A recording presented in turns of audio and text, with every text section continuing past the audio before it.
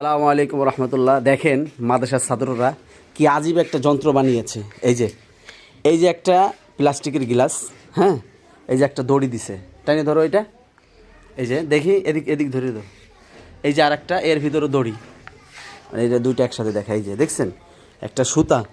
মানে এটা আমিও ভাবতাম যে কীরকম ওরা দুষ্টামি করে, মানে একজনে কানে নেয়, ঠিক আছে, আর তুমি কানে নাও, একজনে কানে নেয়, ঠিক আছে, আর একজনে কথা বলে, এই যে এরকম, কিন্তু কথাগুলো স্পষ্ট শোনা যায়। ঠিক আছে, পাইপ দিয়ে কথা বললে যেরকম, মাইক দিয়ে কথা বললে সেরকম কথা বলতো, হ্যালো, শোনা যায়, একবারে সুন্দর করে শোনা যায়। মানে দেখেন তো, হ্যালো হ্যালো, শোনা যায় না, পুরো স্পষ্ট শোনা যায়। মানে কিভাবে সম্ভব যে একটা সুতার মাধ্যমে মানে ওই শব্দটা পুরো যায় কিভাবে, আমার এটা বুঝে আসে না। যাই হোক, এই টেকনিকটা ওদের কাছ থেকেই দেখলাম প্রথম, ঠিক আছে।